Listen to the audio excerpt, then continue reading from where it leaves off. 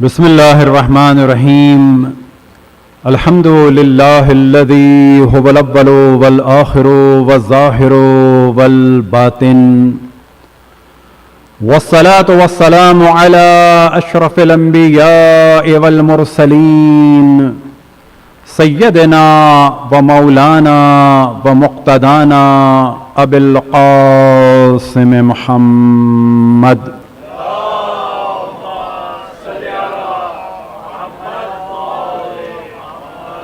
وعلى أهل بيته الطيبين الطاهرين المعصومين، سيما بقية الله في الأراضين مهدي المنتظر، أرواحنا وأرواح العالمين لتراب مقدمه الفداء، ولعنة الله على أعدائهم ومنكر فضائلهم وغاصب حقوقهم إلى قيام يوم الدين. وقال الله تعالى وهو أصدق القائلين: قل لا أسألكم عليه أجرا إلا المودة في القربى. وقال رسول الله صلى الله عليه وآله وسلم: إني تارك فيكم الثقلين كتاب الله وعترة أهل بيتي، ما إن تمسكتم بهما لن تضلوا أبدا حتى يرد علي الحوض. وقال الإمام الحسين عليه السلام: إني لم أخرج أشرا ولا بترا ولا مفسدا ولا ظالما، إنما خرجت لطلب إصلاح في أمة جدي رسول الله، أريد أن آمر بالمعروف وأنهى عن المنكر وأسير بسيرة جدي رسول الله وأبي علی ابن ابی طالب صلوات.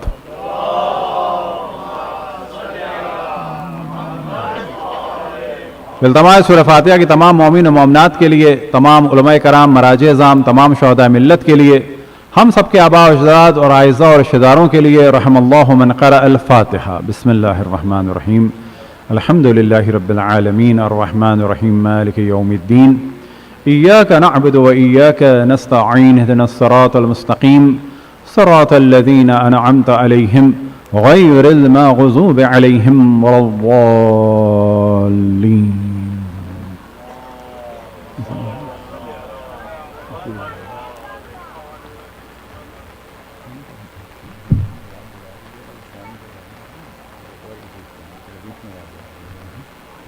صلوات پڑھیں پر محمد والے محمد.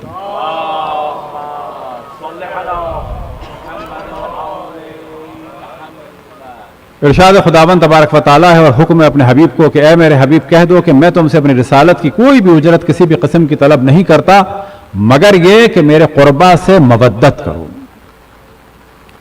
اسی مودت کا ایک جلوہ نظر آیا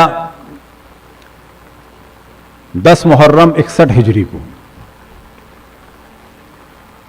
اور جب یہ رہا ہو کر قافلہ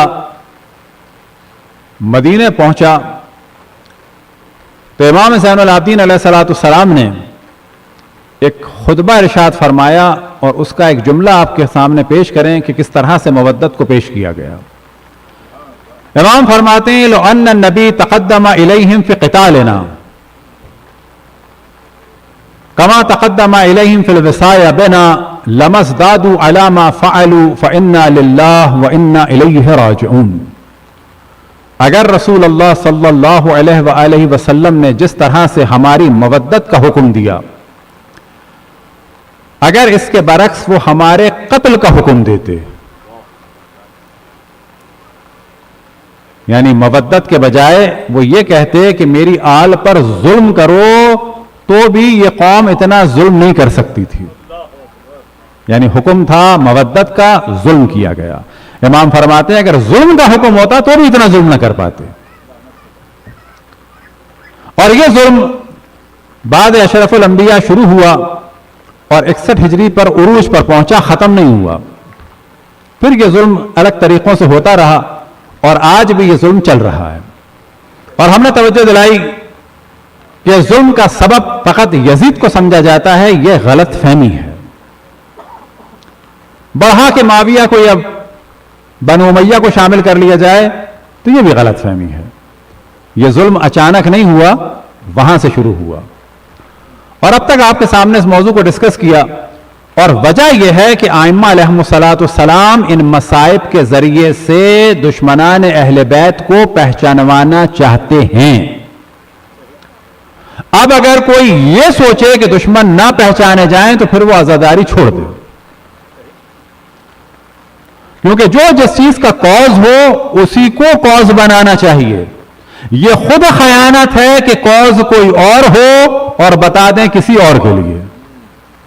اب یہ اور بات ہے کہ کتنا بیان کیا جائے، کیا کیا بیان کیا جائے، کن الفاظ میں بیان کیا جائے، اور ان افراد کے لیے کیا جملے استعمال کیے جائیں۔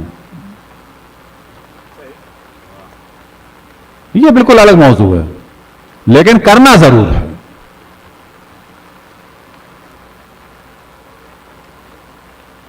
اسلامی سائنسز میں سمجھ لیں یا اسلامی تعلیمات میں سمجھ لیں کہ دو ہیں یوم الدار۔ یوم الدار، یوم یعنی دن، دار یعنی گھر۔ دو واقعات ہیں جن کو کہا جاتا ہے یوم الدار، اور ان میں سے جو پہلے واقعہ ہوا یوم الدار کا اس کو کہا جاتا ہے حدیث الدار، حدیث انذار، حدیث العشیرہ اور یوم العشیرہ۔ اور حدیث الدار سے مراد یہ ہے کہ جب اشرف الانبیاء کو حکم ہوا وانذر عشیرتک الاقربین کہ اب پیغام رسالت پہنچاؤ پہلے مرحلے میں کس تک؟ اپنے رشتہ داروں تک۔ بس جب آپ سے کہا جائے حدیث الدار تو وہاں پر مراد ہے کہ جب اشرف الانبیاء نے اپنے تمام رشتہ داروں کو دعوت دی اور کہا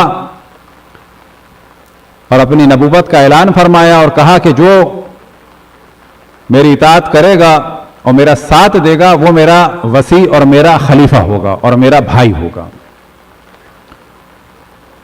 تو اس حدیث کو کہا جاتا ہے حدیث الدار،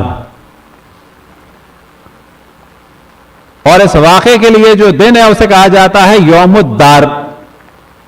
اور یہاں دار سے مراد، گھر سے مراد رسول اللہ صلی اللہ علیہ وسلم کا اپنا گھر ہے۔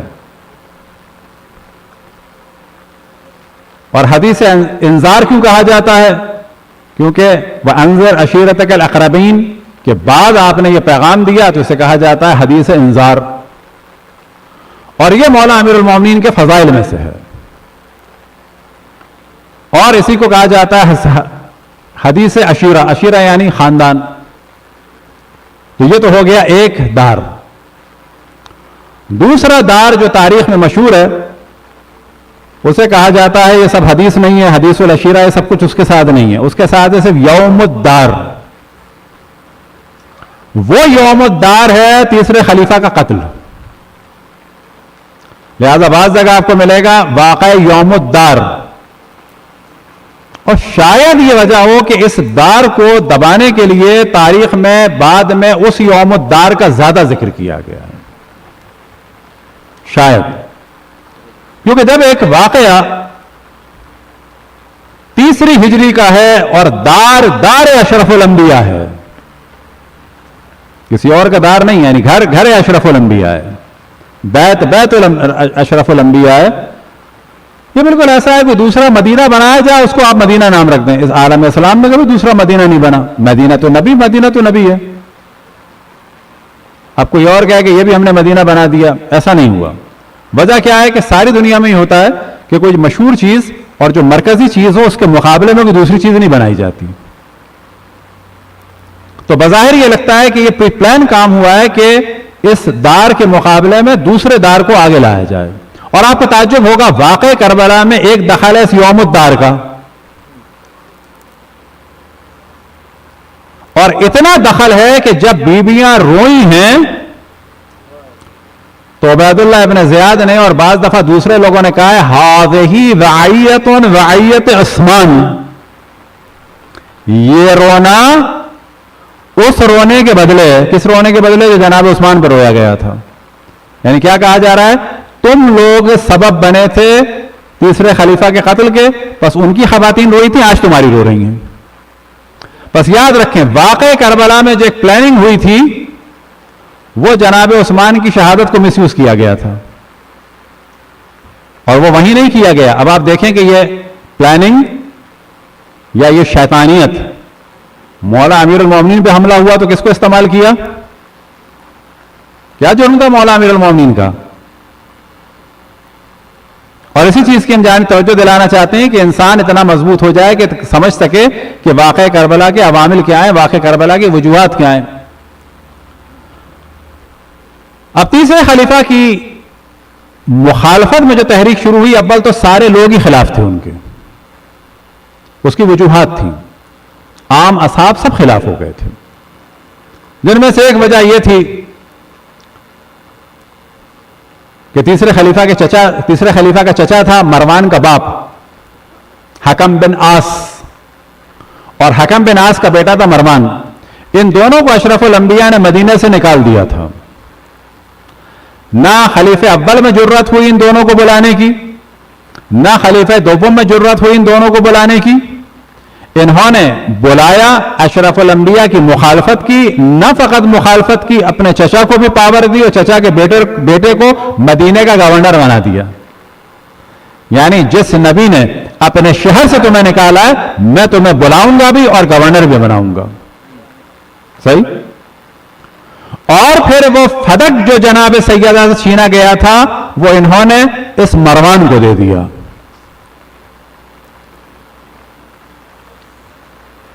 لہذا یہاں پہ سوال کیا جاتا ہے کہ اگر یہ فدق جناب سیدہ کا تھا، وہ کے تھا، کہا جاتا ہے کہ نہیں یہ پبلک کا تھا، صدقے کا تھا، لہذا خلیفہ اول اور دوم نے وہ لے لیا، چلو جی لے لیا، اور فرض کر لیں، فرض کی بات ہے، نہیں ہے صحیح، فرض کی بات ہے کہ انہوں نے صحیح کیا۔ اب یہاں پہ سوال کیا جائے گا ان دو حضرات نے صحیح کیا یا انہوں نے صحیح کیا؟ اگر یہ بیت المال تھا تو پھر اپنے داماد کو، دشمن رسول کو، کہ جس پر اللہ کے رسول نے لعنت بھیجی، وَأَنَ اللَّهُ حَكَمْ وَمَا وَلَدْ، لعنت و حکم کے اوپر اور جو اس سے پیدا ہو۔ اب آپ تصور کریں کہ حکم پر لعنت اور جو اس سے پیدا ہو وہ سب کے سب بن گئے امیر المومنین۔ یہ اسلام کی تاریخ ہے۔ کون؟ اب آپ کو تعجب ہوگا، سب بنو امیہ کے تھے، لیکن بنو امیہ میں ابو سفیان کی نسل کے فقط 3 حاکم آئے۔ کون؟ معاویہ، یزید اور معاویہ صغیر، کہ جس کو قتل کر دیا۔ کیوں؟ کہ وہ کہتا تھا کہ میرے دادا نے بھی غلط کیا، میرے باپ نے بھی غلط کیا۔ وہ طرفدار تھا اہل بیت کا، معاویہ صغیر، یاد رکھیں۔ اور ماں اس کی بھی شیطان تھی۔ بعض دفعہ لوگ سمجھتے ہیں اس کی ماں شاید اچھی تھی، نہیں، ماں اس کی بھی شیطان تھی، کیونکہ اس نے اپنے بیٹے کے لیے کہا تھا لعلک حیضۃ فی خرقۃ، اے کاش، جو خواتین کے منتھلی پیریڈ ہوتے ہیں اس کے لیے بعض دفعہ ترجمہ کرنا پڑے گا پورا، اے کاش تو حیض بن کے کپڑے پہ ضائع ہو جاتا۔ یہ نہ سوچیں اس کی ماں صحیح تھی، نہ ماں صحیح نہ باپ صحیح۔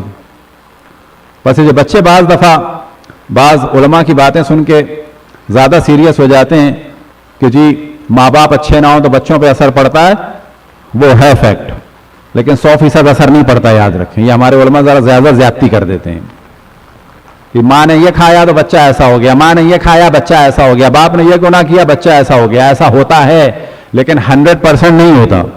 اس کو کہتے ہیں وہ علت تامہ نہیں ہے، یعنی کھایا تو بس بچہ برباد ہو گیا، ایسا نہیں ہے۔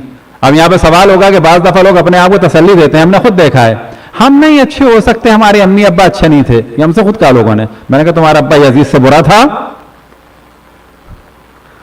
تمہاری اماں یزید کی بیوی سے بری ہے؟ یہ کیا اپنے آپ کو دھوکہ دے رہے ہو؟ کام کرنا چاہو کر سکتے ہو، کوئی اثر نہیں پڑتا۔ کام کرنا چاہو، ارادہ مضبوط ہو، کر سکتے ہو۔ یہ اپنے نہ کام کرنے کو اپنے ماں باپ پہ نہ ڈالو۔ ہاں اگر تمہارا باپ یزید سے برا ہوتا، تمہاری ماں یزید کی بیوی سے بری ہوتی، تو بھی ہم کہتے یہ غلط ہے۔ کیوں؟ کہ ان دو خبیثوں کی اولاد اگر اہل بیت کے لیے اپنی حکومت چھوڑ سکتی ہے، حکومت اس زمانے میں چائنا کی تھی، جاپان میں تھی، بیزنٹائن امپائر تھے، اس کے مقابلے میں بڑی حکومت تھی۔ اگر ان دو خبیثوں سے پیدا ہوا ہوا ایک شخص کے جو مومن بن کر حکومت چھوڑ سکتا ہے، کوئی چھوٹا موٹا گناہ نہیں، حکومت، تو پھر اس کا مطلب سب ہو سکتا ہے. بعد میں جو حکومت آئی وہ سب مروان کی تھی، یاد رکھیں. اب آپ تصور کریں اشرف الانبیاء، تمام تفاسیر شیعہ اور سنی میں ہے کہ لیلۃ القدر جو نازل ہوئی اس کی تفسیر کیا ہے کہ اشرف الانبیاء نے خواب دیکھا میرے ممبر پر بندر اچھل رہے ہیں، فرمایا کہ شجرہ ملعونہ بنو امیہ والے آ جائیں گے میرے ممبر پہ. وہی بنو امیہ والے حاکم بن گئے امیر المومنین. رسول کی ساری روایتوں کو بھلا دیا گیا. آج اگر کوئی دفاع کرے بنو امیہ کا تو یہ چیز بتانی چاہیے. اور بنو امیہ میں سے خاص لعنت کس کے اوپر؟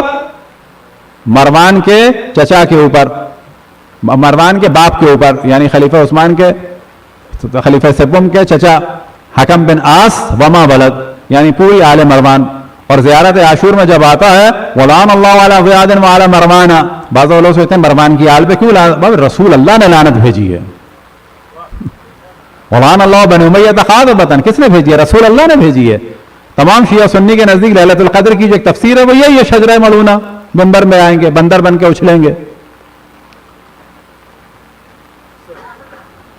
تو بنو امیہ کے جتنے باقی آخر تک تھے وہ کون تھے؟ یاد رکھیں، وہ ابو سفیان کی نسل سے نہیں تھے، وہ معاویہ کی نسل سے نہیں تھے، وہ یزید کی نسل سے نہیں تھے، وہ مروان کی نسل سے تھے.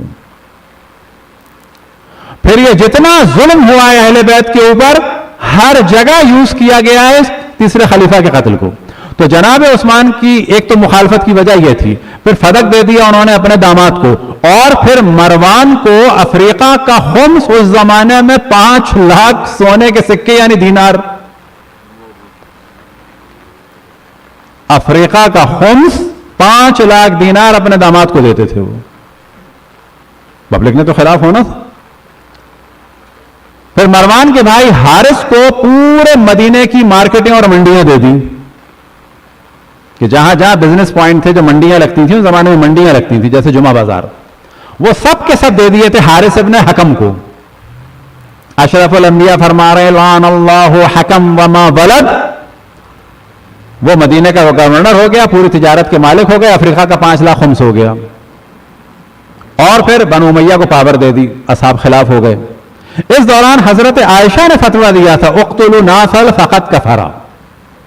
ناصل اس زمانے میں یہودی تھا جس کی لمبی داڑھی تھی. حضرت عائشہ جناب عثمان کو نسبت دیتی تھی اس ناصل سے، اور انہوں نے فتویٰ دیا قتل کر دو. اور یہ ایسا موضوع نہیں شیعہ کتابوں میں، تمام کتب تاریخ میں جب کہتے ہیں نا تمام، سب میں ہے یہ کہ اصل میں انہوں نے لوگوں کو اٹھایا تھا کہ اٹھو قتل کر دو. پھر طلحہ اور زبیر ساتھ ہو گئے. ان کی زندگی میں طلحہ نے بیت المال پہ قبضہ کر لیا تھا کہ خلیفہ تو مجھے ہونا ہے. اصل پلاننگ یہ تھی کہ مولا امیر المومنین کو خلیفہ نہیں بننے دینا ہے. جناب عائشہ نے فتویٰ دے کے جناب عثمان کو قتل کروایا، اور پلاننگ یہ تھی کہ طلحہ کو خلیفہ بنا دیا جائے. اصل گیم یہ تھا. بیت المال ہاتھ میں آ گیا تھا، طلحہ کی چابیاں بیت المال کی ان کے ہاتھ میں تھیں. سارے کے سارے قاتل جو تھے تیسرے خلیفہ کے اصحاب تھے. وہ اصحاب جو مدینے میں تھے اور وہ لوگ کہ جو کچھ مصر سے آئے تھے، کوئی باہر کا نہیں تھا، سب کے سب وہ تھے. اب کیا کریں؟ ان کو بچانے کے لیے ایک کریٹ کر دیا آدمی، عبداللہ ابن سبا. جبکہ ان کی شہادت، ان کی قتل کے پیچھے کون ہے؟ اصحاب تھے، ام المومنین کا فتویٰ تھا. اب جب یہ مار دیے گئے تو آپ کو تعجب ہوگا کہ ان کے گھر کی حفاظت کے لیے اگر پہنچے تو مولا امیر المومنین، پانی کے لیے پہنچے تو مولا امیر المومنین. ان کے عمل کے خلاف تھے، لیکن وہ یہ نہیں چاہتے تھے کہ یہ دہشت گردی ہو. سیدھی سیدھی بات، یہ ڈیمانڈ تھی سب کی کہ تم حکومت چھوڑ دو. یہ ڈیمانڈ تھی سب کی کہ اس کے بعد ان کے ساتھ فیصلہ ہو. بالکل وہی والی بات جو آج کل ہوتی ہے کہ اگر کہیں دھاندلیاں ہو تو فیصلہ ہونا چاہیے، قتل نہیں ہونا چاہیے. اب یہ بھی یاد رکھیں کہ مولا امیر المومنین نے یہاں تک کہا تھا کہ میں نے اتنا ساتھ دیا کہ مجھے ڈر لگنے لگا تھا کہ کہیں میں گناہگار نہ ہو جاؤں. تب یہاں سے سمجھ لیں کہ جب وہ ساتھ دے رہے ہیں تو گناہگار نہ ہو جاؤں سے کیا مراد ہے؟ کہیں لوگ یہ نہ سمجھیں کہ میں حامی ہوں ان تمام کاموں کا. اب یہ مار دیے گئے اور جناب عائشہ حج میں تھی. حج کے دوران ان کو ام سلمہ نے خبر دی، معذرت ام سلمہ نے ابن عبد ابی سلمہ، یہ ایک صحابی تھے، انہوں نے خبر دی اور یہ واپس آ رہی تھی. ان کو خبر دی گئی کہ جناب عثمان قتل ہو گئے. تو انہوں نے اطمینان کا اظہار کیا. کہا پھر کیا ہوا؟ کہا کہ لوگوں نے کار خیر کیا، اور کار خیر یہ کیا کہ علی ابن ابی طالب کو خلیفہ بنا لیا. تو یہاں سے جناب عائشہ نے فرمایا اے کاش آسمان زمین پہ گر پڑتا. اور تمہارا یہ دوست خلیفہ نہ بنتا. میں انتقام لوں گی. عثمان مظلوم مارے گئے, خود مروا دیا. میں انتقام لوں گی کہ عثمان مظلوم مارے گئے. انہوں نے کہا آپ ہی تو فرماتی تھی اقتلوا ناسا فقط کفرا, آپ کہتی تھی وہ کافر ہو گئے. جناب عائشہ یہ فرماتی تھی کہ ابھی شریعت, ابھی کفن رسول اللہ پرانا نہیں ہوا, تم نے دین کو پرانا کر دیا ہے, برباد کر دیا ہے, بوسیدہ کر دیا. وہ فرماتی تھی جب مروان آئے کہ بچا لیجئے, تو انہوں نے کہا میری تو خواہش ہے کہ تمہارے اور ان کے پاؤں میں چکی کا پتھر باندھ کے تم دونوں کو دریا میں ڈال دیا جائے. آپ کہتی تھی. کہا کہ ہاں وہ میں کہتی تھی جو میری اب والی رائے یہ صحیح ہے, یعنی جو پہلا میرا انٹرویو تھا وہ جو ہے وہ ہے, جو میرا پہلا حکم تھا وہ ہے سو ہے, اب والا میرا اوپینین صحیح ہے. لوگوں نے توبہ کرائی تھی ان سے. اب انہیں کیسے معلوم توبہ کرائی تھی؟ ابھی انہوں نے یہاں سے داستان بنائی. انہوں نے توبہ کر لی تھی. بابا توبہ کر لی تھی آپ نے تو ان کو قتل کا فتویٰ دیا. وہ مظلوم مارے گئے اور میں انتقام لوں گی. یہاں سے ابتدا ہوئی کس کی؟ ایک نئی چیز عالم اسلام میں آئی کہ پہلے قتل کروا دو, تو جناب عثمان قتل ہو گئے. اب اس کو جو ہے استعمال کرو. لہذا اردو محاورے میں کہا جاتا ہے کرتا عثمان استعمال کیا کبھی, اگر آپ نے دیکھا ہو, یعنی ان کے مظلوم کرتے کو پرچم بنایا. اب اس کے بعد کیا کیا کہ طلحہ تو نہ بن پائے خلیفہ, اب علی سے جنگ ہو تاکہ اب شاید خلیفہ بن جائیں. اصل گیم یہ تھا. پھر تمام تاریخوں میں بیان ہوا کہ ان کے قتل کا تعلق مولا امیر المومنین سے کچھ نہیں تھا. اب تمام جو قتل عام جنگ جمل میں ہوا وہ ان کے نام سے ہوا. اب یہ سارا قتل کرنے والوں نے اور فتویٰ دینے والوں نے یہ قتل ڈال دیا محمد ابن ابو بکر پہ, کہ جن کو پھر گدھے کی کھال میں جلایا گیا. یہ قتل ڈال دیا عامر بن حمہ کے خوائی پر, کہ جو عالم اسلام میں پہلا سر تھا. سر امام حسین پہلا سر نہیں تھا, یاد رکھیں. عالم اسلام میں مسلمانوں نے اگر پہلا کسی کا سر کاٹا ہے اور نو کے نیزہ پر بلند کر کے موصل سے دمشق تک شہر میں پھرایا ہے, تو وہ صحابی رسول عامر بن حمہ کے خزائی کا تھا, جو مولا امیر المومنین کے صحابی تھے. اور ان کی بیگم پہلے سے قید تھی دمشق میں, کس کے پاس؟ معاویہ کے پاس, اور سر لا کے ان کی گود میں مارا گیا تھا. کس کے زمانے میں؟ معاویہ کے زمانے میں. اور پھر جناب حجر بن عدیہ کو مارا گیا, اور مولا علی اور ان کے ساتھیوں پہ اس قتل کو ڈال دیا گیا. یہ تھی پلاننگ جنگ جمل کی. جنگ جمل میں یہ ڈرامہ ہوا تھا. اور جب مولا امیر المومنین کے افراد مار دیے گئے, اصحاب مار دیے گئے, قتل عام کا بازار گرم ہوا, جو کل بھی آپ کو بتایا کہ جو سبابجہ تھے, جو جاٹ تھے, بصرے میں ذبح کیے گئے, یہ سب کے سب کیا اور تھی کہ ہائے جناب عثمان مظلوم مارے گئے. یعنی مارنے والوں نے یہ سلوگن اٹھایا. اب آپ کہیں گے کہ دنیا میں سیاست ایسی ہوتی ہے, ایسی تو آج بھی نہیں ہوتی جو اس وقت ہو رہی تھی, کہ ہاں آج میڈیا کی وجہ سے واقعی وہ سیاست نہیں ہوتی جو اس وقت ہو رہی تھی. اب جب جنگ جمل ہو گئی اور ان کو شکست ہوئی, اب موضوع اٹھا کہ اب کچھ اور کرو, یہ تو مضبوط ہو گئے. تو عالم اسلام کی پہلی جنگ یاد رکھیں وہ ہے جنگ جمل, اور وہ بھی خلیفہ کے خلاف, اور سارے قواعد ٹوٹ جاتے ہیں. آج کوئی خلیفہ کو نہ مانے کافر, کل کوئی خلیفہ کے ساتھ جنگ کر دے کوئی بات نہیں, رضی اللہ, یعنی اللہ کا جو ہے نظام عجیب ہے. آج اگر کوئی نہ مانے تو کافر, اللہ اس سے راضی نہیں ہے. کل کوئی قتل کرنا چاہے خلیفہ کو تو رضی اللہ, اللہ اس سے راضی ہے. اب جنگ جمل کے بعد معاویہ کو موقع ملا اور گرین سگنل ملا کہ یہ بھی پاسبل ہے, تو جنگ صفین ہوئی, کہ جس میں 70,000 سے 1,10,000 لوگ مار دیے گئے, کہ جناب عمار بھی ان میں سے ایک تھے. اب آپ کو تعجب ہوگا, جنگ صفین بھی ختم ہو گئی, مولا امیر المومنین کے افراد کو مارا جا رہا ہے, تم قاتل عثمان ہو. اب آپ کو تعجب ہوگا کہ واقع کربلا میں جو رجس پڑے گئے, کہ جس کا اس پر ٹائم نہیں ہے, بہت سارے لوگوں نے رجس پڑے, جن میں ایک موضوع یہی تھا کہ عثمان یوم الدار میں مظلوم مارے گئے. امام حسن کے جنازے پہ تیر چلے, کیا پیچھے پالیسی چل رہی تھی کہ کیسے ہو سکتا ہے کہ حسن ابن علی بقیع میں دفن, کیسے ہو سکتا ہے کہ حسن ابن علی رسول اللہ کے پاس دفن ہو جبکہ جناب عثمان کو دفن نہیں ہونے دیا. بابا جناب عثمان کو امام حسن نے تھوڑی روکا دفن سے, وہ تمہارے اصحاب نے روکا. جناب عائشہ مخالف تھیں، ان کے طلحہ زبیر تھے سب سے آگے. لیکن آپ دیکھیں ان کے جرم کو مولا امیر المومنین پہ ڈالا. مولا امیر المومنین پہ ڈالنے کے بعد جنگ جمل، جنگ صفین، حتیٰ امام حسن کے جنازے پہ تیر چلا. وجہ کیا تھی؟ کہ ہم یہاں دفن نہیں ہونے دیں گے. کیوں نہیں ہونے دیں گے؟ کیونکہ تم لوگوں نے جناب عثمان کو نہیں ہونے دیا، جبکہ اس میں مولا علی، امام حسن، امام حسین کا کوئی قصور نہیں تھا. لیکن ایک سلوگن ہے، ایک جنگ کرنے کے لیے راستہ چاہیے، ایک پاور کے لیے ایک سلوگن چاہیے، پاور کے لیے ایک وجہ بنانی ہے، پروپیگنڈے کے لیے ایک زمین ہموار کرنی ہے. اب شہادت امام حسن کس ہجری میں ہوئی؟ 50 میں. اب مولا امیر المومنین پہ گالیاں پڑ رہی ہیں. گالیوں کی کیا وجہ تھی؟ بنو امیہ کیا اس کو لیگلائز کر رہی تھی گالیوں کو؟ شہادت جناب عثمان.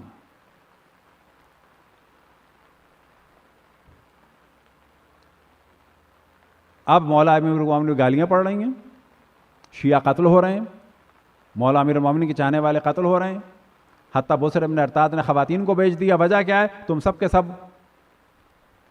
قاتل عثمان ہو. یہاں تک کہ واقع کربلا میں جو رجس پڑے گئے ہیں وہ یہی تھے. یہاں تک کہ جب پانی بند ہوا ہے اس میں ایک وجہ یہ کہ عثمان کو پانی ملا تھا جو تمہیں پانی ملے، جبکہ عالم یہ ہے کہ مولا امیر المومنین پانی لے کے جا رہے ہیں. کیوں؟ تاکہ عالم اسلام میں دہشت گردی نہ ہو. لیکن یاد رکھیں کوئی کتنے سے بڑا مجرم ہو، یہ بعض دفعہ مومنین بھی یہ کام کرتے ہیں. یہاں تو خیر نہیں کر پاتے، قانون مضبوط ہے. پاکستان وغیرہ میں پتہ چلے کہ کوئی چور ہے اس کو مارتے ہیں. آپ کو مارنے کا حق ہے؟ حق ہے مارنے کا؟ چور کو جلا دیتے ہیں، حق ہے جلانے کا؟ اگر کوئی قاتل ہے، قاتل کی سزا کیا ہے؟ فرض کریں یا وہ دیت دے گا اگر گھر والے راضی ہو گئے، یا وہ معاف ہو جائے گا. کون معاف کرے گا؟ میں، آپ، پڑوسی؟ نہ، گھر والے. اور اگر اس پر قصاص ہوگا تو کیا ہوگا؟ قاتل کا قتل کر دیا جائے گا.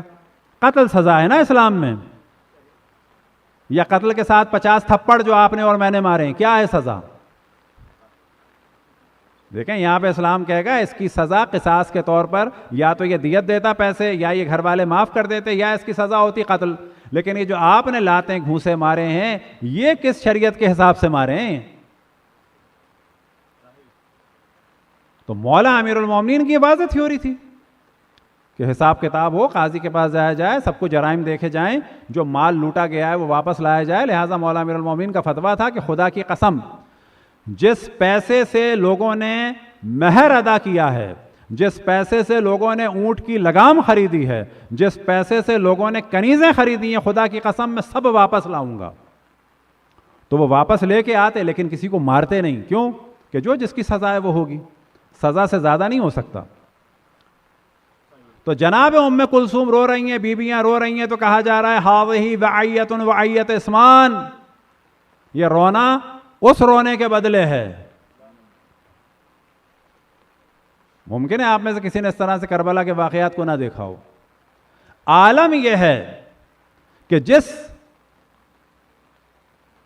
اسیر کے ساتھ ظلم ہوتا ہے تو وہاں سے نعرہ آتا ہے، دیکھا تم لوگوں نے عثمان کے ساتھ کیا کیا تھا؟ کثرت کے ساتھ ہے یہ.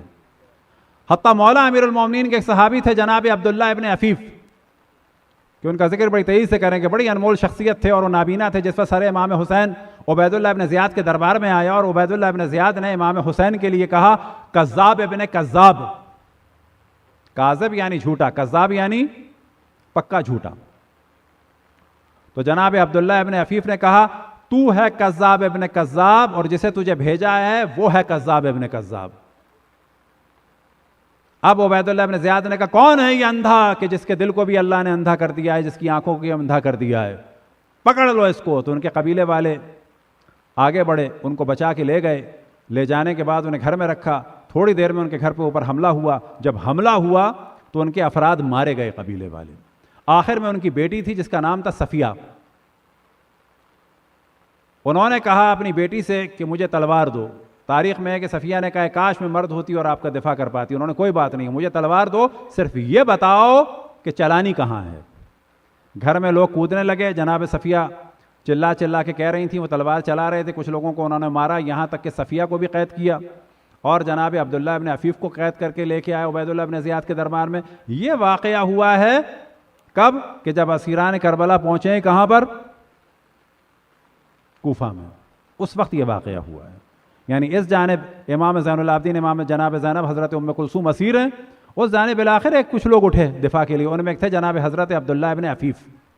اب جناب عبداللہ ابن عفیف کو لایا گیا اور کہا گیا کہ اس کو قتل کر دو۔ انہوں نے کہا تو مجھے قتل سے کیا ڈرا رہا ہے؟ جب تجھے تیری ماں نے پیدا نہیں کیا تھا اس وقت میری خواہش تھی کہ میں اللہ کی راہ میں مارا جاؤں اور کسی بدترین آدمی کے ہاتھ مارا جاؤں، لیکن جنگ صفین میں میری ایک آنکھ ضائع ہو گئی، جنگ جمل میں میری ایک آنکھ ضائع ہو گئی، جنگ صفین میں میری دوسری آنکھ ضائع ہو گئی۔ اب آپ دیکھیں امتحان کتنا شدید ہے۔ بعض دفعہ لوگ مومنین کہتے ہیں ہم ہی رہ گئے امتحان کے لیے، یہ امتحان اس لیے ہوتا ہے اس کے بعد اللہ سے، رسول سے، ائمہ سے راضی ہیں یا نہیں ہیں۔ جنگ جمل میں ایک آنکھ ضائع ہو گئی، جنگ صفین میں دوسری آنکھ ضائع ہو گئی۔ میں یہ سمجھتا تھا کہ اللہ نے میری دعا قبول نہیں کی اور میں محروم ہو گیا شہادت سے۔ اب آپ جانتے ہیں عبداللہ ابن عفیف سے کیا سوال ہوا؟ دربار میں ان کے خلاف لوگوں کو اٹھانے کے لیے سوال ہوتا ہے وَمَا تَقُولُوا فِي عثمان، تم کیا کہتے ہو جناب عثمان کے بارے میں؟ اب انہیں پتا تھا کچھ نہ کچھ کہیں گے یہ۔ انہوں نے کہا وَمَا لَكَ وَلْعُثْمَانَ، تمہارا کیا تعلق؟ ان اسا ان احسن احسن، اگر گناہ کیا تو انہوں نے کیا، اچھائی کی تو انہوں نے کی۔ سل عنک وعن ابیک، تو مجھ سے سوال کر اپنے بارے میں، اپنے باپ کے بارے میں۔ سل عن یزید وعن ابی ہے، تو مجھ سے سوال کر یزید و یزید کے باپ کے بارے میں۔ اب آپ دیکھیں کہ نابینا جو زخمی ہیں اس کے قتل کو لیگلائز کرنے کے لیے یہ سوال کر رہا ہے کہ یہ غصے میں کچھ نہ کچھ کہیں گے تو کہہ رہا ہے وَمَا تَقُولُ فِي عثمان۔ آپ سمجھے امام حسین کی شہادت، جنگ جمل، جنگ صفین، واقع کربلا، یہ پورا کا پورا جو ہے بنو امیہ نے پلانٹڈ کام کیا تھا کہ اس کو کھیل بنانا ہے، اس کرتے کو استعمال کرنا ہے پاور کے لیے اور اہل بیت کو کچلنا ہے اس نام سے۔ صلوات پڑھیں بر محمد والے محمد۔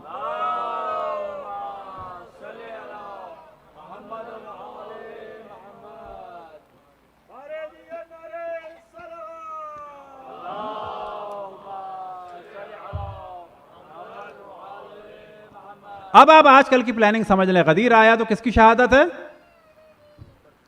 یا علی، غدیر آیا تو جناب عثمان کی شہادت کا شور مچایا۔ یہاں ہماری ذمہ داری ہے کہ نہیں یہ کلیئر کریں کہ نا وہ غدیر میں شہید نہیں ہوئے؟ کیا ہماری ذمہ داری ہے کہ نہ بتائیں کہ بابا یہ شہید ہوئے ہیں جناب عائشہ کے حکم سے؟ یہ مناظرہ ہے، یہ نفرت کی بات ہے۔ یعنی ہم مارے گئے، ہمارے آبا و اجداد مارے گئے، مولا امیر المومنین کے اصحاب مارے گئے، مولا امیر المومنین پر لعنتیں بھیجی گئیں، 30,000 کے قریب لوگ مسلمان مار دیے گئے جنگ جمل میں، 70,000 سے 1,10,000 لوگ مار دیے گئے جنگ صفین میں، واقع کربلا میں ائمہ کے ساتھ ظلم ہوا، رسول کی نواسیوں کو اسیر کر دیا اس نام سے کہ تیسرے خلیفہ کا قتل جو ہے مولا امیر المومنین اصحاب نے کیا ہے، تو آج ہم اس کو ڈسکس نہ کریں؟ یہ مناظرہ نہیں ہے، یہ اختلاف نہیں ہے، یہ نفرت نہیں ہے، یہ بالکل ایسا ہے کہ جیسے کہ آپ کہیں کہ جی جناب عثمان کو جو چنگیز خان نے مارا، تو آپ بتائیے کوئی بھی اسکالر کہے گا بابا چنگیز خان کی موت ہوئی ہے 1227 میں اور وہ تو کم سے کم ایک ہفتہ پہلے تو گئے ہوں گے بابا، 500-600 سال کا فرق ہے، یہ کیا داستان بنا رہے ہو چنگیز خان کی؟ ایک عام اسکالر بھی کہے گا، لیکن جو بالآخر منگول ہیں وہ تو بالآخر تڑپ ہی پڑیں گے، وہ تبھی بھی احترام کرتے ہیں، وہ تبھی بھی انہوں نے قبر کے لیے پہاڑ رکھا ہوا ہے، ان کو جا نہیں سکتا، وہ تو کہیں گے مسلمان جھوٹ بول رہے ہیں۔ تو سوال یہ پیدا ہوتا ہے کہ مولا امیر المؤمنین پر یہ اتنا بڑا ستم ہوا، امام حسن پر اتنا بڑا ستم ہوا، ان کے جسم اطہر کو زخمی کر دیا گیا تیر چلا چلا کر اس جھوٹے پروپیگنڈے کی وجہ سے۔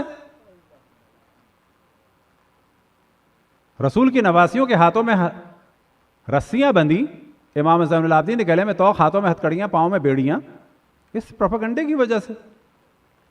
اب اگر آج ہمارے شیعوں کو بھی نہ پتا ہو کہ واقع کربلا میں کیا اسٹیپ بائی اسٹیپ کام ہوا اور کس طرح سے ہوا، تو اس کا مطلب ہے کہ ہم صرف یہ جان رہے ہیں کہ امام حسین شہید ہو گئے، یہ جاننے کو تیار نہیں ہے کہ اس کے پیچھے کون ہے، اور ہمیں بتا دیا گیا صرف یزید۔ ہاں یزید فزیکلی اس زمانے میں وہی تھا، لیکن یہ پوری زمین ہموار ہوئی ہے، اور خصوصاً اس میں اس یوم الدار کا بڑا دخل ہے۔ صلوات پڑھیں بر محمد والے محمد۔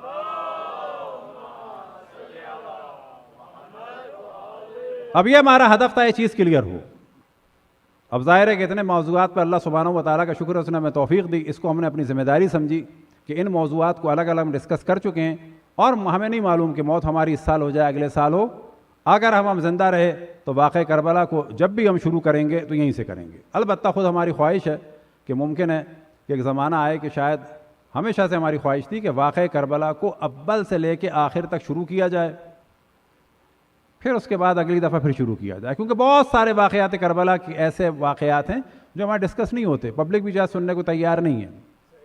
مثال کے طور پہ کربلا میں کتنی مائیں، کتنی بہنیں، کتنی بیٹیاں ہیں، کربلا میں کتنے باپ ہیں، کتنے بیٹے ہیں، کربلا میں کتنے بچے ہیں، کربلا میں کتنے شوہر تھے، کتنی بیویاں تھیں، کربلا میں کتنی مائیں تھیں جن کے بیٹے تھے، یہ سارے موضوعات ہیں۔ لیکن جب پبلک کو انٹرٹینمنٹ لگا ہوا ہو، جب پبلک الرٹ ہو کے لیکچر کی طرح سے سننا نہ چاہتی ہو، جب پبلک فقط ثواب چاہتی ہو، علم نہ بڑھانا چاہتی ہو، تو وعلیہ السلام والسلام، کوئی دنیا کا موضوع جب تک فلی کنسنٹریشن کے ساتھ نہیں سنیں گے اور یہ سوچ کے نہیں سنیں گے کہ ہمیں نالج بڑھانی ہے، اور یاد رکھیں کہ صرف وہ لوگ کامیاب ہوتے ہیں کہ جو یہ حساب کرتے ہیں کہ پچھلی دفعہ کی نسبت اس دفعہ کیا اضافہ ہوا۔ ثواب الگ ہے، ثواب قطعاً ہونا چاہیے، اس سے قطعاً ہی مراد نہیں ہے آپ سو سلام نوحے مرثیے میں نہ روئیں، نہ، وہ خالص امام حسین کی یاد کے لیے ہے، لیکن گفتگو میں علم میں اضافہ ہونا چاہیے۔ اگر 10 سال پہلے بھی واقعہ کربلا کے بارے میں آپ اتنا ہی سا جانتے تھے اور اس دفعہ بھی جانتے ہیں تو واقعاً سوال ہوگا کہ بیشتر آپ کو جاننا چاہیے تھا۔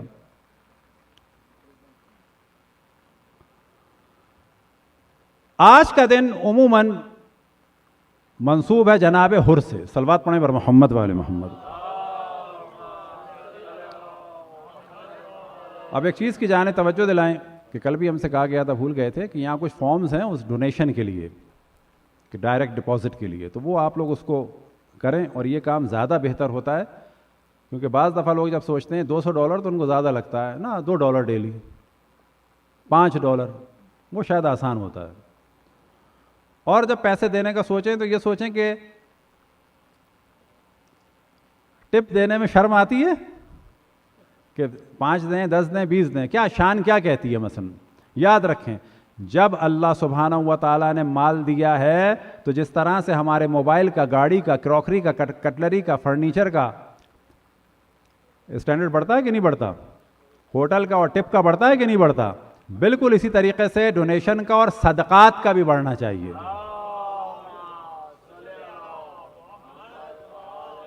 اور صدقات سے مراد یہ نہیں ہے کہ جب والیٹ میں، صدقات سے مراد یہ نہیں ہونی چاہیے جب والیٹ میں کھلے سینڈز ہوں تو وہ ڈالے جائیں گے۔ آپ کو تعجب ہوگا کہ اسی امریکہ میں بعض لوگوں کے جو سالانہ صدقات نکلتے ہیں وہ ماشاءاللہ $70 اور $50 نکلتے ہیں۔ یہ آپ کو تعجب ہوگا، کیوں؟ بہت وزنی ہوتے ہیں وہ، اس وجہ سے کم ہوتے ہیں، پینیز ہوتے ہیں، 20 سینٹ 25 سینٹ ہوتے ہیں۔ جب اللہ نے جس چیز کا اسٹینڈرڈ بڑھا ہے، صدقے کا بھی بڑھنا چاہیے اور ڈونیشن کا بھی بڑھنا چاہیے۔ اور یہ ضمناً بات کو بتاتے چلیں، جو آپ کے رشتہ دار پاکستان وغیرہ میں ہیں ان کے خیال رکھنے کا بھی اسٹینڈرڈ بڑھنا چاہیے۔ جب اللہ دیتا ہے ان چیزوں کا حساب ہوگا، اور یہ یاد رکھیں کہ جب اپنے رشتہ داروں کی آپ مدد کریں گے تو اس سے خود بخود عمر میں بھی اضافہ ہوگا، مال میں بھی اضافہ ہوگا، اور بلائیں بھی دور ہوں گی، بشرط یہ کہ ان کو دینے کے بعد ان پر احسان نہ جھاڑا جائے۔ اور اگر آپ کو لگتا ہو کہ بیوی یا بچوں میں سے کوئی ایسا ہے بد زبان کہ جو ان کو ذلیل کرے گا، تو اس سے بھی چھپانا ہوگا، چاہے وہ بیوی ہو، چاہے وہ ماں ہو، چاہے وہ بچے ہوں۔ البتہ ان کی بھی تربیت کرنی ہوگی کہ یہ جو ہم نے پیسہ دیا ہے یہ اللہ کو دیا ہے، در حقیقت کیونکہ اللہ کو دیا ہے تو اس کی وجہ سے اللہ ہماری بلاؤں کو ٹال رہا ہے، اور جب اس کے ذریعے سے ہم کسی کو ذلیل کریں گے تو یہ بلائیں دوبارہ آ جائیں گی۔ کم سے کم اتنی تربیت خواتین کی اگر کی جائے نا تو اللہ سے ڈریں، نہ ڈریں، اپنے بچوں پہ بلائیں آنے سے ضرور ڈرتی ہیں۔ صلوات پڑھیں بر محمد وآل محمد۔ دوسری چیز کی جانب توجہ دلائیں جو مجالس میں ہم توجہ دلاتے ہیں، یا علی، کہ جوتے اس وقت رکھے ہیں اور عموماً امام بارگاہ میں ہوتے ہیں، یہاں ظاہر مجبوری ہے، کوئی ریک نہیں ہے، تو یہ یاد رکھیں کہ بعض دفعہ انسان جب بعد میں آتا ہے تو وہ جوتوں کے اوپر پاؤں رکھتا ہے، یہ جائز نہیں ہے.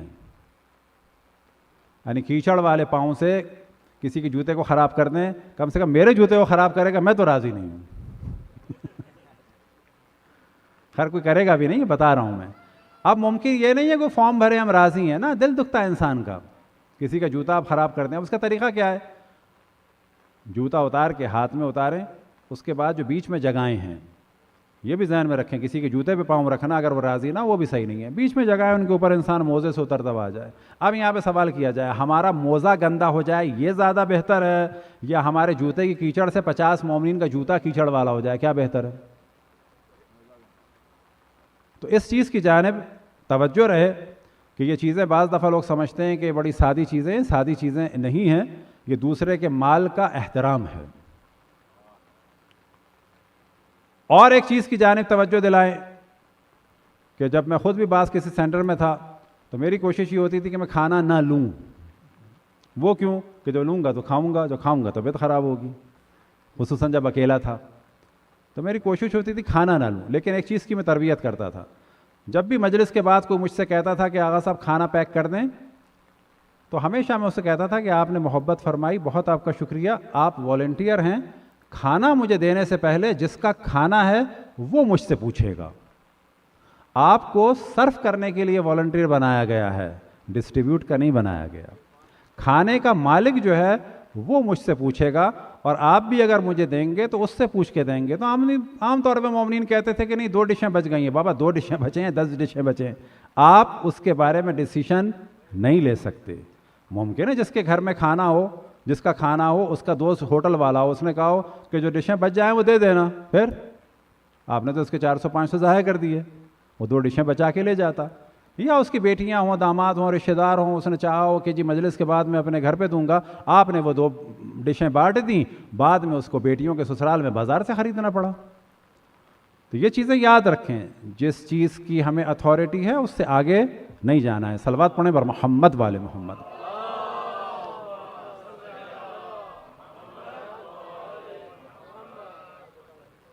بعض دفعہ مومنین سوال کرتے ہیں کیا اشرف الانبیاء کے لیے بہتر نہیں تھا کہ وہ اعلان کر دیتے، اتنے پرابلم ہی نہ ہوتے؟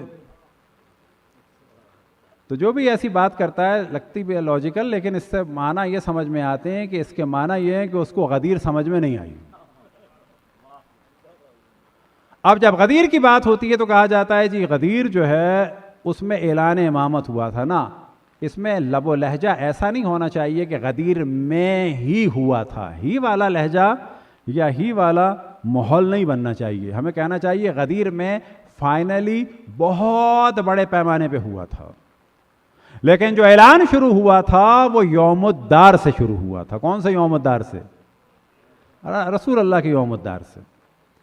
امامت کے خلاف جو سازش شروع ہوئی تھی وہ اس یوم الدار سے ہوئی تھی. یوم الدار سے امامت شروع ہوئی اور یوم الدار ثانی سے جو ہے امامت کے خلاف محاذ بنا. صلوات پڑھیں بر محمد والے محمد.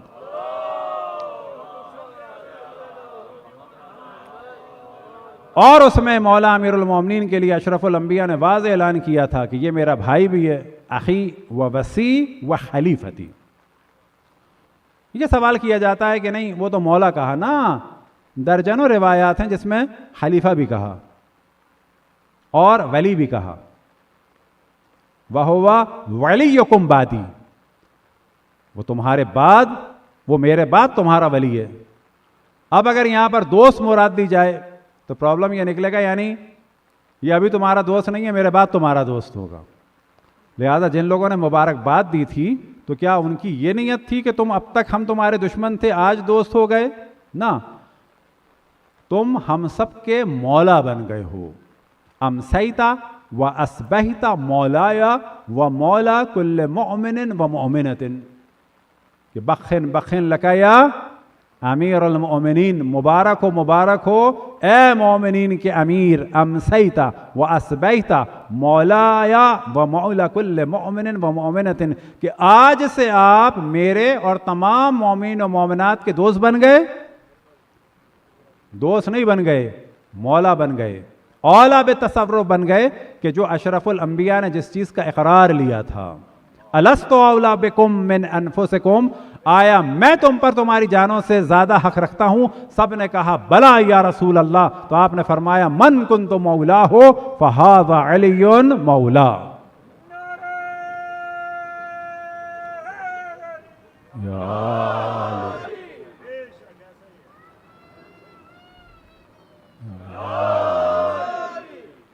تو یوم الدار سے مولا امیر المومنین کی وصایت کا اور ولایت کا اعلان ہوا. اب یہاں پر ہم بتاتے چلیں کہ اعلان رسالت کے ساتھ ہی اعلان امامت ہو گیا تھا، فاصلہ نہیں آنے دیا. اس دعوت ذوالعشیرہ میں در حقیقت کیا اعلان تھا؟ نبوت کا تھا. اور نبوت کے بعد دو اہم پیغام پہنچائے، ایک اللہ سبحانہ و تعالیٰ کی وحدانیت کا، اور ایز اے نبی دوسرا پیغام تھا مولا امیر المؤمنین اسد اللہ غالب علی کل غالب صدیق اکبر فاروق ھذا الامہ بہ یفرق بین الحق والباطل یعصوب الدین علی ابن ابی طالب کی امامت کا اعلان تھا. مولا امیر المؤمنین کے مصائب میں سے ایک مصیبت اہم ترین یہ کہ ان کے القاب کو جو ہے ادھر سے ادھر کیا گیا.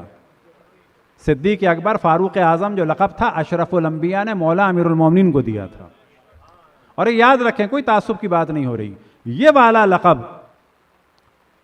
کسی بھی روایات اہل سنت یا تشیع کے مطابق جناب ابوبکر کو رسول اللہ نے نہیں دیا ہے، لوگوں نے دیا ہے. یہ خود ہے کہ لوگوں نے کہا ہے، لوگوں نے کہا ہے، حق ہے ان کا. ہم یہ بات کر رہے ہیں رسول اللہ نے کس کے لیے کہا ہے؟ تو علی ابن ابی طالب. فاروق جو لقب ہے وہ آپ کو تعجب ہوگا وہ مسلمانوں نے بھی نہیں دیا تھا. جب آپ یروشلم گئے تھے خلیفہ دوم تو اہل کتاب نے، اور بعض جگہ بیان، اہل کتاب کون؟ یعنی عیسائی یہود، اور بعض جگہ بیان ہوا یہودیوں نے دیا تھا. اب اگر یہودیوں نے دیا ان کا حق ہے، دیکھیں نا، اس میں کوئی بات نہیں ہے. بھئی یہودی ہمیں بھی ٹائٹل دے سکتے ہیں، لیکن سوال یہ پیدا ہوگا یہ والا ٹائٹل یہود نے دیا، یہ والا ٹائٹل علی ابن ابی طالب کو رسول اللہ نے دیا. تو صدیق اکبر مولا امیر المومنین کا لقب ہے اللہ کے رسول کی جانب سے. کون سے اللہ کے رسول کی جانب سے؟ کہ جن کے قول کے لیے بیان ہوا ہے وما ينطق عن الهوى ان هو الا وحی یوحى، کہ یہ کلام نہیں کرتے جب تک اللہ کی جانب سے وحی نہ آ جائے. اور اگر فاروق بھی کہا ہے تو یہ لقب بھی انہی کی جانب سے آیا ہے.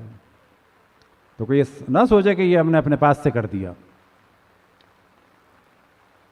تو پھر میں توجہ دلاؤں، اشرف الانبیاء نے اپنی نبوت کا اعلان کیا. نبوت کے اعلان کے بعد کس کو پہچانوایا؟ لات کو، عزا کو، کسی بت کو؟ نہ، اللہ سبحانہ و تعالیٰ کی وحدانیت کا اعلان کیا. اس کے بعد نماز کا بتایا یا روزے کا بتایا؟ کس کا بتایا؟ مولا امیر المومنین کی ولایت کا بتایا. اب یہاں سے کوئی نہ سمجھے کہ نماز کی اہمیت نہیں ہے، نا، فروع دین میں نماز کی بلا شک اہمیت ہے. کہ سب سے پہلا سوال نماز کا ہوگا، الصلاۃ عمود الدین. لہٰذا کسی کو نماز پڑھوانی ہو ضرور پڑھوائیں، لیکن لاجیکلی یہ جو کہا جاتا ہے امام حسین نے نماز کے لیے جان دی، بالکل جھوٹ ہے. سچ ہے؟ امام حسین نے فرمایا میں نے نماز کے لیے جان دی ہے؟ نہ. امام حسین نے فرمایا ہے انی لم اخرج عشرا ولا بطرا ولا مفسدا ولا ظالما، میں اکڑ، تکبر، فساد اور ظلم کے لیے مدینے سے نہیں نکل رہا. انما خرجت لطلب اصلاح فی امت جدی رسول اللہ، میں اپنے جد رسول اللہ کی امت کے لیے، امت کی اصلاح کے لیے نکلا ہوں. اس امت کی اصلاح میں جو اصل پرابلم تھا وہ صحیح امام کو نہ پہچاننا تھا. امام حسین کے خلاف جو مارکا ہوا وہ اس وجہ سے نہیں تھا کہ وہ جانور ذبح کرنا نہیں جانتے یا روزے میں ادھر ادھر کر دیتے ہیں، پہلے سحری بعد میں افطار، ایسا مسئلہ نہیں تھا. یا نماز کا یا وضو کا مسئلہ نہیں تھا. بحث یہ نہیں تھی کہ سر کا مسح ہوگا اور پاؤں کا مسح ہوگا کہ نہیں ہوگا، اور اگر سر کا مسح ہوگا تو مختصر ہوگا یا پورا ہوگا. نماز کا مسئلہ نہیں تھا کہ وہ امام حسین 5 رکعت ظہر کی کہتے تھے اور یزید 4 رکعت کہتا تھا. نماز کا مسئلہ نہیں تھا کہ ظہر بلند آواز سے پڑھی جائے یا آہستہ آواز سے پڑھی جائے. امام حسین نے جان دی ہے اصلاح امت جد رسول، اپنے جد رسول اللہ کے لیے اصلاح امت. اور پھر فرماتے ہیں ارید ان آمر بالمعروف وانہی عن المنکر، کہ میں چاہتا ہوں کہ امر بالمعروف کروں، نہیں عن المنکر کروں. اور پھر اس کے بعد واضح کر دیا کہ اس کے لیے جو سورس ہوگا وہ کیا ہوگا؟ واسیرہ بسیرت جدی رسول اللہ، اور میں چاہتا ہوں کہ اپنے جد رسول اللہ کی سیرت پہ چلوں، کسی کی نہیں، اپنے جد رسول اللہ کی. اور پھر اس کے بعد کس کی؟ وَأَبِي علی ابن ابی طالب. اور اشرف الانبیاء کے بعد اگر کسی کی سیرت پہ چلوں گا تو کون؟ علی ابن ابی طالب. صلوات پڑھیں پر محمد والے محمد.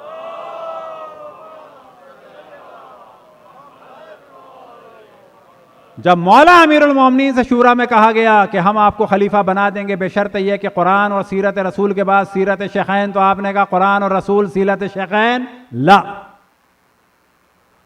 سیرت شیخین کا انکار کر دیا مولا امیر المومنین نے. تمام شیعہ سنی اس پہ جانتے ہیں. انہوں نے کہا نا، سیرت اللہ سبحانہ و تعالیٰ کی کتاب اور سیرت رسول اللہ.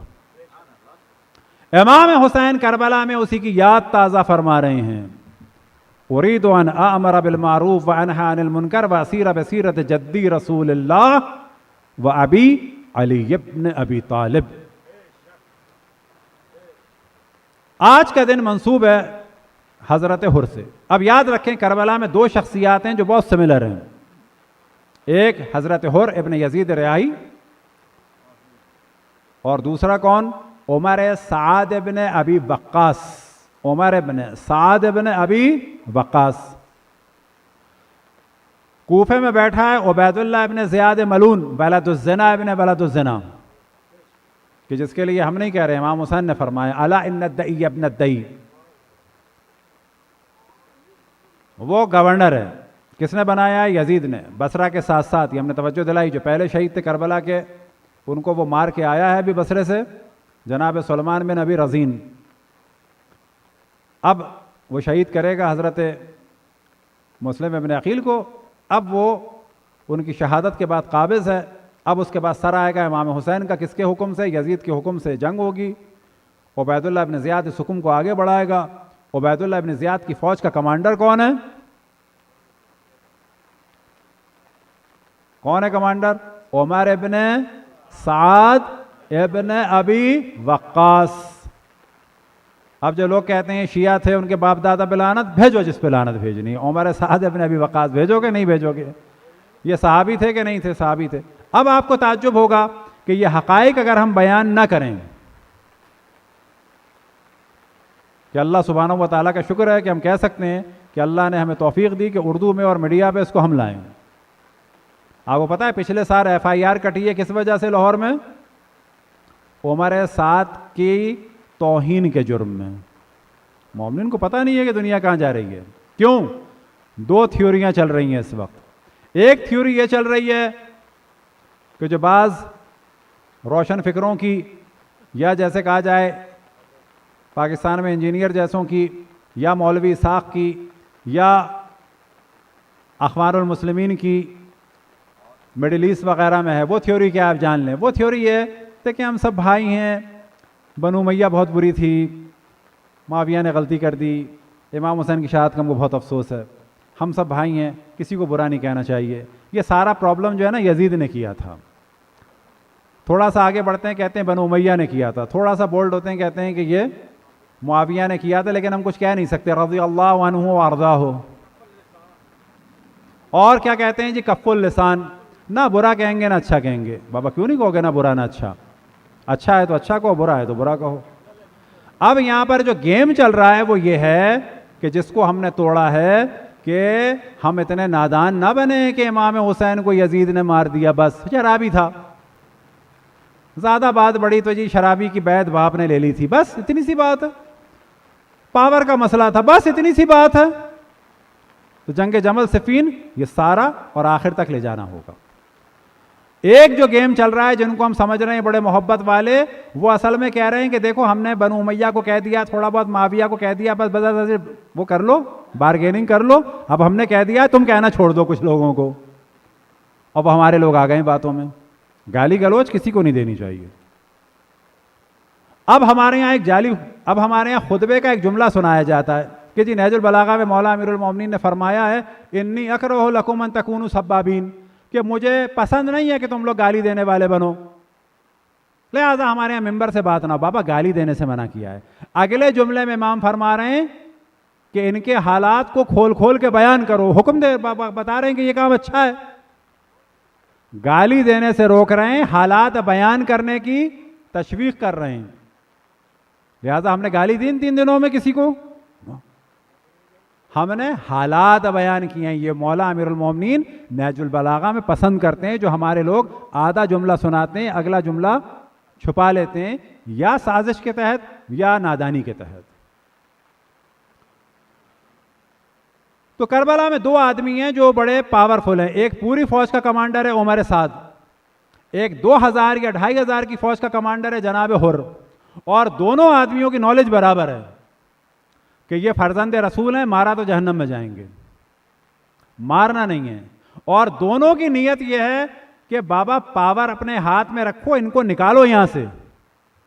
عمر سعد کا پرابلم کیا تھا کہ اس کو ایران کے پورے رے سے مراد ہے پورا قزوین اور طالقان اور تہران اور قم, اور یہ پورا بہت بڑا علاقہ اس کا گورنر بنا دیا تھا. کس کو؟ عمر سعد کو, کیونکہ سب کے سب یہ بنو امیہ کے تھے لوگ. اب یزید کی حکومت میں عمر سعد کو صحابی رسول کے بیٹے کو بنایا جا رہا ہے, تو بالآخر سلسلہ تھا. ہوا پرابلم کیا کہ جب اس کو لیٹر دینا تھا, اسی دوران امام حسین آ رہے تھے. تو عبید اللہ ابن زیاد نے کہا کہ بھائی تمہارا گورنری کا کام تو پکا ہے, لیکن ابھی یہ والا کام بھی کر لو.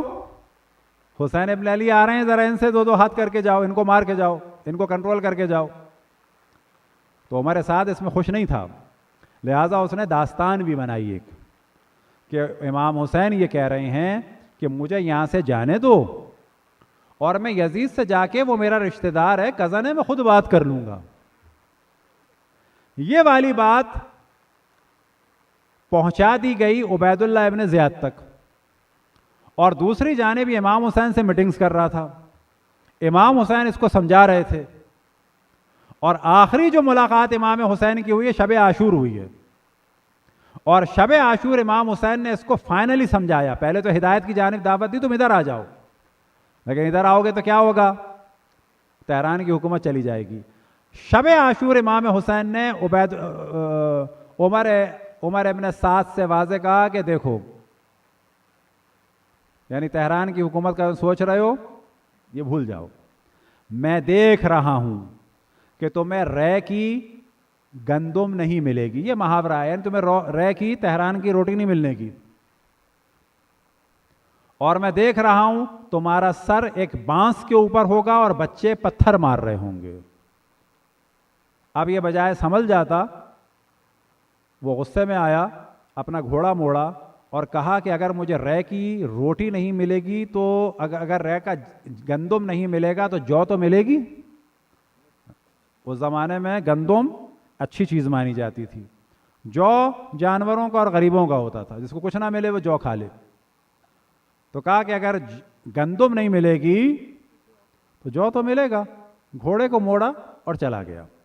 اس سے پہلے شمر خبر دے چکا تھا, اور لوگ خبر دے چکے تھے عبید اللہ ابن زیاد کو کہ آپ سختی کا کہہ رہے ہیں, اور عمر سعد جو ہے حسین ابن علی سے ملاقات کر رہا ہے, اور اندر کوئی کھچڑی پک رہی ہے. ملاقات کیا تھی کہ امام حسین سمجھا رہے تھے, اور یہ ماننے کو تیار نہیں تھا, لیکن بات لیک آؤٹ ہو گئی. جب بات لیک آؤٹ ہوئی تو عبید اللہ ابن زیاد نے, یہ جو آپ سنتے ہیں کہ شمر آیا لشکر کے ساتھ, تو پھر جو شمر آیا تو اس کے ساتھ لیٹر آیا کہ اگر تم حسین ابن علی کو مار سکتے ہو, سختی کر سکتے ہو, مقاتلہ کر سکتے ہو تو تیار ہو, ورنہ یہ پاور جو ہے شمر کے حوالے کر دو, یہ کام شمر کر دے گا.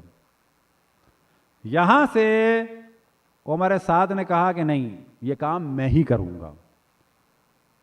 اور پھر صبح عاشور اس نے تیر چلایا, اور تیر چلا کے کہا سب سے کہ آگاہ ہو جاؤ کہ حسین ابن علی کی جانب پہلا تیر میں چلا رہا ہوں, اور اس کی گواہی دینا امیر عبید اللہ ابن زیاد کے سامنے.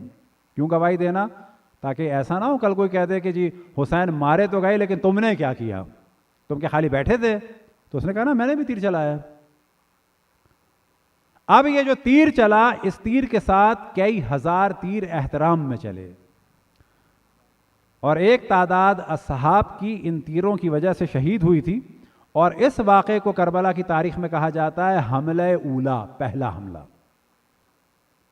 اب جب یہ تیر چلا ہے، اس وقت جناب حر گھبرا گئے۔ تو یاد رکھیں کہ یزید کی فوج میں بعض افراد تھے جو امام حسین کی طرف نہیں آئے، لیکن ان کا کیلکولیشن یہ تھا کہ امام حسین کو، نواز رسول کو مار تو کوئی بھی نہیں سکتا، تو ہمیں کیا ضرورت پڑی ہے کہ اس وقت امام حسین کی فوج میں چلے جائیں، ہم فوج میں جائیں گے ہم خائی پرابلم ہوگا، ہم یہاں کھڑے ہیں امام حسین کو ماریں گے نہیں۔ لیکن ان کی مذمت آئی۔ مذمت کیوں آئی؟ کہ تم دشمن کی فوج میں سروں کی تعداد میں اضافے کا سبب بنے، کہ جس کو عربی میں کہا جاتا ہے دشمن کی فوج کی سیاہی کا سبب بنے۔ سیاہی سے کیا مراد ہوتا ہے؟ کہ جب فوج نظر آتی ہے تو سر نظر آتے ہیں، سر عام طور پہ کالے ہیں، کالے سر نظر آنے سے مراد ہے اتنی دور تک سیاہی ہے، یعنی اتنی بڑی فوج ہے۔ انہی میں جناب حر تھے۔ اب جب یہ پہلا حملہ ہوا تو وہ گھبرا گئی، تو کیلکولیشن آؤٹ ہو گئی ہے۔ انہوں نے فوراً سوال کیا عمر سعد سے، کیا حسین ابن علی سے جنگ ہوگی؟ اب عمر سعد تو مستی میں ہے، اس نے کہا کہ ہاں جنگ ہوگی، اور کم ترین جنگ یہ ہوگی کہ سر قلم ہوں گے اور بازو قطع ہوں گے، یہ کم ترین جنگ ہے۔ کم ترین جنگ یہ ہوگی کہ سر تن سے جدا ہوں گے اور بازو قلم ہوں گے۔ یہ وہ چیز تھی کہ جس کو دیکھ کے حر گھبرا گئے۔ لیکن اصل جو ان کی ہدایت کی چیز سبب بنی، وہ جانتے ہیں کیا چیز تھی؟ جناب سیدہ کا احترام۔ اور یہ وہ امتحان ہوتے ہیں کہ جس طرح سے اللہ سبحانہ و تعالیٰ مشکل میں ڈال کے امتحان لیتا ہے۔ انبیاء کو مشکل میں ڈالا کہ نہیں ڈالا؟ تاکہ دیکھا جائے ریئیکٹ کیا کر رہے ہیں۔ مومنین کو مشکل میں ڈالتا ہے کیوں؟ تاکہ ریئیکٹ کیا کر رہے ہیں۔ کبھی پیسہ دیتا ہے کیوں؟ تاکہ پتہ چلے کیا کیا۔ کبھی پیسہ لیا کیوں؟ تاکہ پتہ چلے کیا کیا، کیونکہ دنیا امتحان کی جگہ ہے۔ تو اللہ سبحانہ و تعالیٰ کی بھی سیرت یہی ہے، انبیاء کی بھی یہی ہے، ائمہ کی بھی یہی ہے۔ مثال کے طور پہ عبداللہ ابن عفیف، ایک آنکھ جنگ جمل میں چلی گئی، ایک آنکھ جنگ صفین میں چلی گئی۔ کیا درد ہوا تھا انہیں؟ نہیں ہوا تھا۔ درد نہیں ہوا تو کون سا کمال ہے؟ کیا آنکھ جانے کے بعد نظر آتا تھا انہیں؟ نہیں نظر آتا تھا۔ کیا مولا علی صحیح کر سکتے تھے؟ لہذا روایات میں ہے کہ اس قسم کے اصحاب جب بھی آتے تھے اور یہ بات کرتے تھے، مختلف، ان کے بارے میں نہیں، مختلف، تو ائمہ فرماتے تھے کہ اس تکلیف کو برداشت کرو گے اللہ رسول و ائمہ کے لیے تو پھر جنت میں یہ ملے گا، اس کو یہ کرو گے تو مسئلہ حل ہو جائے گا، لیکن پھر وہ جو ہم فیہا خالدون، جنت میں ہمیشہ کے لیے نعمت ہے، وہ نہیں ملے گی۔ تو جانتے تھے کہ ہم نے اللہ رسول اور ائمہ کے لیے دیا ہے۔ تو امام حسین نے جناب حر سے سوال کیا، اور سوال جو ہو رہا ہے وہ ایک پاورفل آدمی سے ہو رہا ہے کہ جو شجاع ہے کوفے کا، اور جس کے ہاتھ میں 2-2.5 ہزار کی فوج ہے، منیمم 2000 کی فوج ہے۔ اور سوال کرنے والا کون ہے یا امتحان میں ڈالنے والا کون ہے؟ کہ جو اس وقت 2000 کی فوج میں جس کا محاصرہ ہوا ہے۔ اور امام حسین نے کیا حجت تمام کی، کیسے امتحان لیا؟ کہ جب انہوں نے راستہ روکا تو امام حسین نے فرمایا ثقلت کا امک۔ اب یہ گالی نہیں ہے، ان کی والدہ کی توہین نہیں ہے، یہ جملہ ہے تمہاری ماں تمہارے غم میں روئے۔ کب روئے؟ مارے جاؤ گے۔ مارے جاؤ گے اس کا مطلب ہے ہارو گے۔ اب شجاع آدمی کے لیے ایک تیش دلانے والی بات ہے کہ تم ہمارے سامنے آئے ہو، مارے جاؤ گے۔ ثقلت کا امک۔ جناب حر نے کہا کہ میں یہ جملہ آپ کے لیے نہیں کہہ سکتا، کیوں کہ اس میں کیا نسبت ہوگی کہ حضرت فاطمہ روئیں؟ گالی نہیں ہے، یاد رکھیں، حضرت فاطمہ روئیں، میں کیوں کہوں رسول کی بیٹی روئیں؟ یہ احترام جو جناب سیدہ کا تھا، حضرت حر کی نجات اس احترام سے ہوئی ہے۔ اب امام حسین علیہ السلام نے جو اگلا امتحان لیا جناب حر سے، کیا امتحان لیا؟ ابھی ان کو ایک طرح سے امتحان لیا ہے، اور بجائے وہ تیش میں آنے کے بالکل کول ہو گئے۔ اگلا امتحان کیا ہے؟ کہ نماز ظہر کا وقت ہو گیا ہے، فوراً کی بات ہے یہ، فوراً کی۔ نماز ہمارے ساتھ پڑھو گے یا اکیلے پڑھو گے؟ جس کے پاس 2000 فوج ہو، اور یہ 2000 فوج گھوڑوں پہ تھی۔ امام سوال کر رہے ہیں نماز ہمارے ساتھ پڑھو گے؟ اس کے بعد ہونا کیا چاہیے تھا؟ آپ پڑھ لیں اپنی، ہم مار نہیں رہے، آپ پڑھ لیں۔ اس کے فوراً بعد وہ کہتے ہیں کہ ہاں آپ کے ساتھ پڑھوں گا۔ ابھی بھی جنت و جہنم کے بیچ میں ہیں۔ وجہ کیا ہے کہ عبید اللہ ابن زیاد کا جو کام تھا وہ قتل عام تھا اور لوگوں میں جرت نہیں تھی. انہیں بھی پتا تھا کہ اب اگر میں اس وقت ہٹ جاؤں گا مشکل ہو جائے گی, ہم یہاں رہیں گے, امام حسین کو سے کون جنگ کر سکتا ہے, ان کی ذہن میں نہیں تھا, جبکہ ہونا چاہیے تھا. جب مولا علی سے جنگ ہو سکتی ہے, امام حسن کے جنازے پہ تیر چل سکتے ہیں, یہ لوگ سوچ رہے تھے ایسا نہیں ہو سکتا.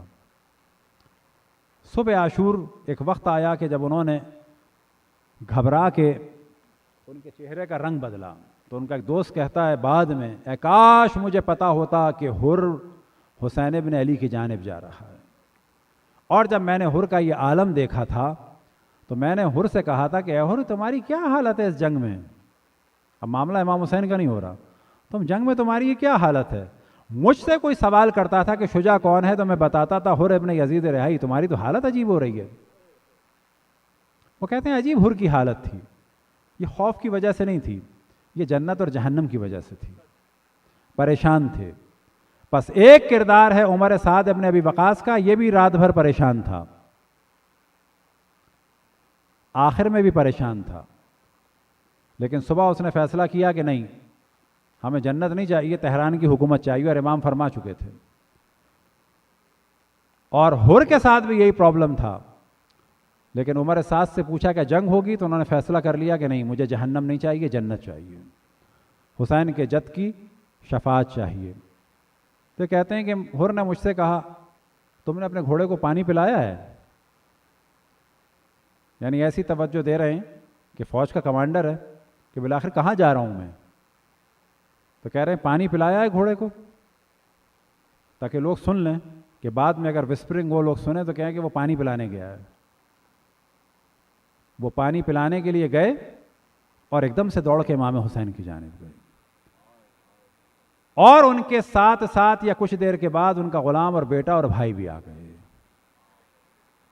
اور اپنے آپ کو امام حسین کی بارگاہ اقدس میں پیش کیا. بعض جگہ بیان ہوا مقاتل میں زبان حال کے طور پہ کہ ذلت سے امام حسین کے پاس پہنچے, اپنے ہاتھوں کو پیچھے رکھا کہ میں وہ ہوں کہ جس نے ڈرایا رسول کی نواسیوں کو, میں وہ ہوں کہ جس نے محاصرہ کیا رسول کے نواسے کا. اور پھر بعض جگہ مقاتل میں بیان ہوا کہ امام حسین نے استقبال کیا اور کہا کچھ پانی پیو, بیٹھو. انہوں نے فرمایا مجھے اجازت دیجیے, میں چاہتا ہوں کہ ایک لحظے بھی دیر نہ کروں. لہٰذا بعض جگہ بیان ہوا وہ گھوڑے سے نہیں اترے, یا یہ کہ اگر اترے تو امام کے ہاتھوں کو چوما اور پھر کہا کہ بس مجھے سواری رہنے دیں. اور پھر ساتھ میں بیان ہوا کہ جب بیٹا آ گیا تو اب گناہ کی معافی کے لیے اور اپنے خلوص کو ظاہر کرنے کے لیے انہوں نے چاہا کہ دنیا سے جانے سے پہلے اپنے بیٹے کا خون دیکھ لوں. لہٰذا بعض جگہ بیان ہوا کہ بھائی بھی گیا, بیٹا بھی گیا, اور شاید یہ وجہ ہو کہیں ایسا نہ ہو کہ میرے بعد میرا بیٹا متزلزل ہو جائے.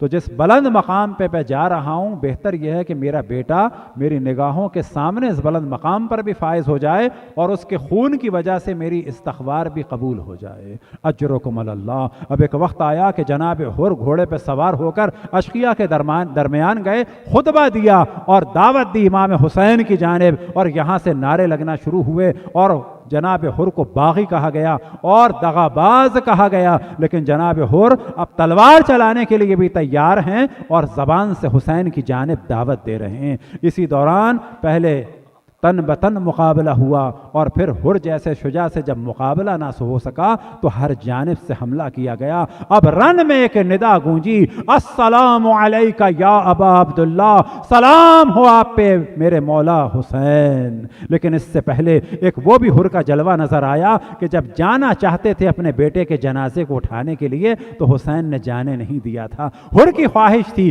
کہ میں اپنے بیٹے کا جنازہ بھی اٹھاؤں, اپنے بیٹے کو خون آلود بھی دیکھوں, لیکن اب امام حسین نے آگے نہ بڑھنے دیا. ہاں ایک ایسا وقت آیا کہ جناب حر کے بیٹے کے جنازے کے پاس پہنچے, جناب حر کے بیٹے کے جنازے کو امام حسین نے اٹھایا. میں بارگاہ جناب हुर میں عرض کروں کہ اے جناب حر آپ کے بیٹے کا جنازہ حسین اٹھا رہے ہیں، لیکن ایک وقت آئے گا کہ حسین تنہا جنازے اٹھائیں گے، اور کبھی جناب ام کلثوم آئیں گی تو کبھی جناب زینب آئیں گی، اور آخر وقت میں حسین ایک کمسن کا جنازہ اٹھائیں گے، اور ایسا جنازہ ہوگا کہ کبھی آگے بڑھیں گے اور فرمائیں گے انا للہ و انا الیہ راجعون رضا بقضائہ و تسلیما لامرہ، انا للہ و انا الیہ راجعون۔ اے جناب حر آپ خوش قسمت ہیں کہ حسین آپ کے بیٹے کا جنازہ اٹھا رہے ہیں۔ ایک وقت آیا کہ جناب حر پر ہر جانب سے حملہ ہوا، زمین کربلا پہ گرے، اے جناب حر آپ کا سر حسین کی آغوش میں ہے،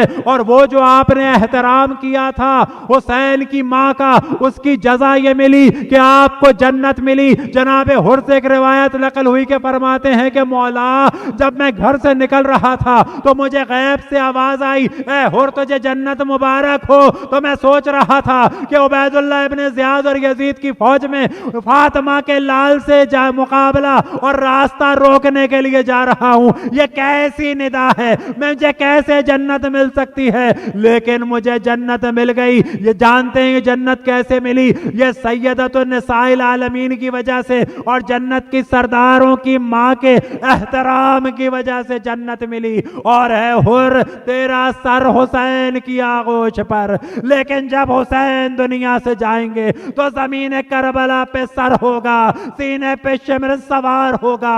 ایک وقت آیا کہ جناب حر کے ماتھے پہ جناب سیدہ کے احترام کی جزا کے طور پہ امام حسین نے وہ تبرکات جو لے کے نکلے تھے، اب یاد رکھیں کہ یہ رومال جناب سیدہ کا فقط نہیں تھا، بلکہ یہ رومال روایتوں میں نقل ہوا کہ جناب سیدہ نے خود بنایا تھا۔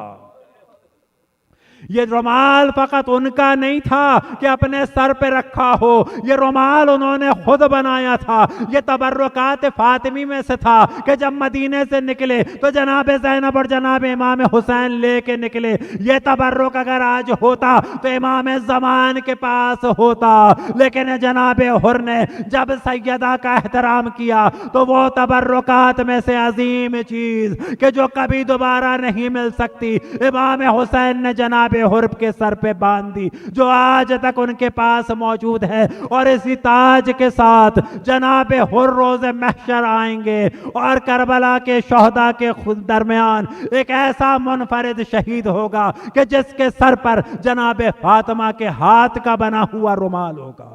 اجرکم اللہ۔ اے جناب حر آپ اس وقت اس عالم میں ہیں کہ حسین کی آغوش میں آپ کا سر، لیکن جب حسین کا سر تن سے جدا ہوگا تکبیر کی ندائیں بلند ہوں گی، 12 بار ہوں گے، سر تن سے جدا ہوگا، زینب کی ندا بلند ہوگی اے عمر سعد ابن ابی وقاص تو دیکھ رہا ہے فرزند رسول کو قتل کیا جا رہا ہے۔ عمر سعد کچھ نہ کہے گا، پھر شمر کو مخاطب کر کے فرمائیں گی اے شمر ابھی خنجر نہ چلا، اے شمر ابھی خنجر نہ چلا۔ اے حر آپ خوش ہیں، آپ کا سر تن سے جدا ہوگا، لیکن حسین کے بعد آپ کا سر تن سے جدا ہوگا، لیکن آپ کی بہنوں اور آپ کی بیٹیوں کی چادریں نہ چھنیں گی۔